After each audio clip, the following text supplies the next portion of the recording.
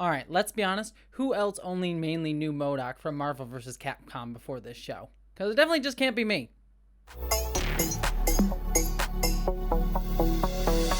Hello interwebs and welcome to my review of Hulu's brand new animated series, M.O.D.O.K. Season 1. See, why did I say it that way? Anyways, M.O.D.O.K. Yes, I have to be honest, I was really excited for this show when I first heard about it. I always love it when like big franchises, big properties get like weird offshoots that no one really like thinks about or talks about and kind of focuses on a character that never really gets mainstream highlight. And M.O.D.O.K. seems like a kind of perfect character for that, like a character that's like looks weird, is very strange, no one really talks about other than like in Marvel vs. Capcom as that like joke character that everyone plays. It's like, I'm gonna play as M.O.D.O.K. now. He just seemed like a perfect choice to kind of like do a weird offshoot thing with the Marvel branding. And on top of that, the fact that Patton Oswalt, who's a comedian I have a lot of respect for, I love for many, many years at this point, and who absolutely adore, was voicing the character and helping write and executive produce the show. I have to say, I was really, really pumped going into the show. But when I actually sat down to watch the show, and now that I've seen the entirety of the first season, I have to kind of say, I really kind of just found it to be okay. Not amazing, not bad, just okay. And I kind of want to discuss it a little bit within this review because I feel like the reason that I find this show okay is kind of coming down a lot to shifting taste, not only in myself, but I feel like in kind of culture, in like where I feel like sitcoms and comedy and nerd culture is going now, and how this show in many ways feels a little bit outdated, like it's kind of been done before, said before, and we're kind of moving beyond it. So let's get into it. M.O.D.O.K. follows the character of M.O.D.O.K., who is an evil supervillain who wants to take over the world, who's fighting the Marvel Universe, like he fights Iron Man and the Avengers from time to time.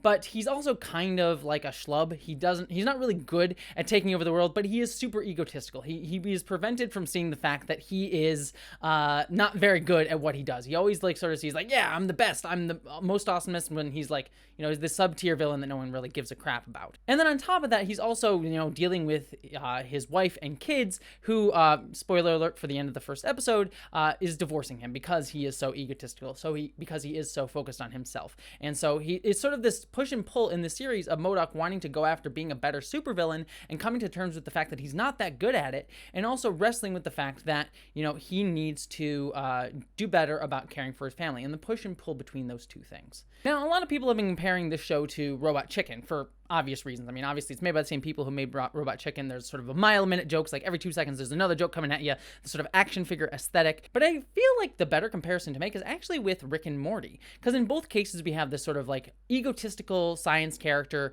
who's sort of doing really over-the-top, very high-concept science fiction comedy ideas being displayed, while also marrying that with a very real look at suburban life, a suburban family. And when I started to realize that comparison, it started to make me realize what I like about M.O.D.O.K. and also what I feel like I'm kind of over with in terms of this genre as a whole. Like Rick and Morty, we have this sort of focus on suburban life and the sort of kind of darker implications with that.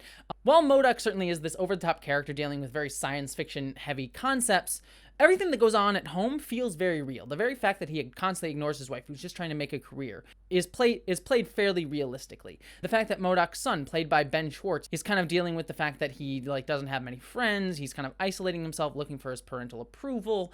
Same thing with M.O.D.O.K.'s daughter, who is very much more like him than she would be willing to admit, and even he's willing to recognize. But this constant push and pull between like parental approval, relationship dynamics, all of that is actually focused on in a very realistic lens, very similar to what Rick and Morty does. Like everything that goes on with the Rick and Morty family, even when it's set in this very over-the-top science fiction setting, is handled with like appropriate emotional depth. And I actually find that to be kind of fascinating. And one of the things that I actually think M.O.D.O.K. does kind of better is that there's a large diversity within M.O.D.O.K.'s family and M.O.D.O.K.'s world. It's not just like, suburban white family that we get in a lot of the sort of sitcom tropes. We actually get like M.O.D.O.K.'s son is going through a bar mitzvah. They're a mixed race family as well. And we start to see little highlights of different cultures poke through. Some of the characters that M.O.D.O.K. meets in terms of the other supervillains he engages with also come from diverse backgrounds and different sexualities and gender identities.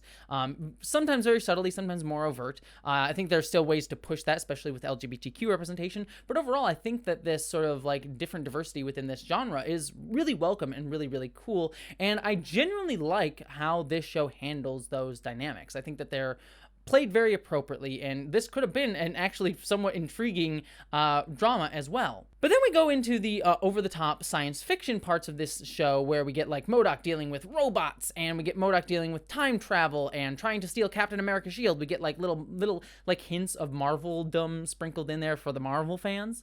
And all of that was also really fun too. But it's all centered around this character of M.O.D.O.K, who honestly I kind of find tiring. I get the comedic potential of a character who is this egotistical jerk coming to face the fact that he is full of himself and has to learn to start caring about others and realize how good he has it, and realize that he has a family who loves him and that he should actually invest in them if he actually wants to have a strong family life. But that's like a trope that we've seen over and over and over again. I've seen it numerous times in not just like things like Rick and Morty, but in sitcoms in general. It's like a tired sitcom trope is you have this like egotistical guy who everything in the world revolves around him and everyone sort of has to deal with him. And in more recent sitcoms, we have that sort of being critiqued a little bit more with the actual characters around this egotistical guy pushing back. Like M.O.D.O.K's getting divorced. M.O.D.O.K has to deal with, his family. Whereas in previous sitcom tropes, the guy would be able to do whatever weird thing he wanted, like Homer does in The Simpsons. And, he can just get away with it and no one really questions it. He does the crazy thing happens, and then, it's all fine at the end of the day, and the family just sort of enables this behavior. But things like Rick and Morty and M.O.D.O.K kind of are critiquing this. And I appreciate the critique, but I feel like at this point, this kind of style of sitcom humor is kind of tired for me. I'm kind of over the like outrageous, over-the-top, egotistical mad scientist or crazy madcap lead dad character leading the show and leading the charge. And I'm not saying that it's a bad trope. I'm not saying it's badly done, but I just kind of sat here watching this entire season kind of feeling like I've seen this before.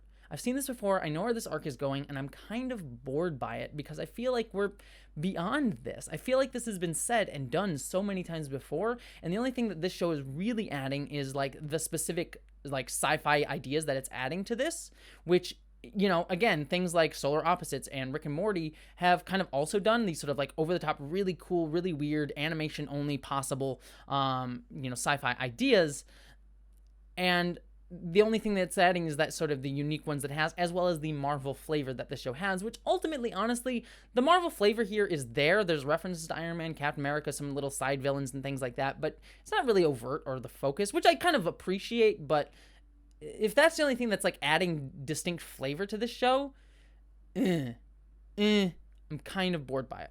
That being said, some of the sci-fi ideas in this are really, really cool. I love there's an episode where, M.O.D.O.K has to sort of figure out which one of his family members are robots and which ones are real flesh and blood people. And I don't want to spoil, but the solution to that problem is actually kind of funny and weird and over the top and not the way it's expected to go.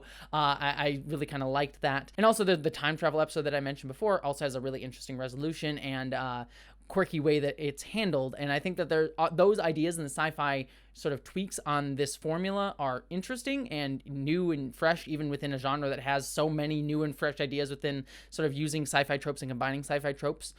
So kudos to them for that. I just wish it was in a wrapper that just wasn't overplayed and overdone.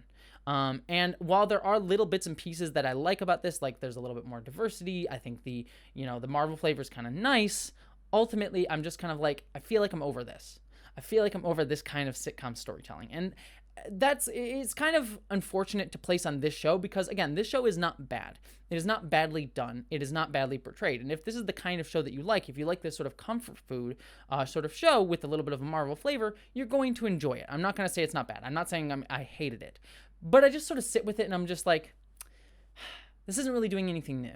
This isn't doing anything that I'm going to be like, yeah, let's talk about M.O.D.O.K, 2-3 years down the line, which is kind of sad because I feel like that when you have shows like this within big franchises, like this little offshoot thing that gets the chance to be in a big franchise, but can kind of like break the rules a little bit because it's got a little less attention paid to it. I think of things like Star Trek Lower Decks being an example of that, Star Wars The Clone Wars being an example of that, where they can kind of do more things because they have less attention focused on them.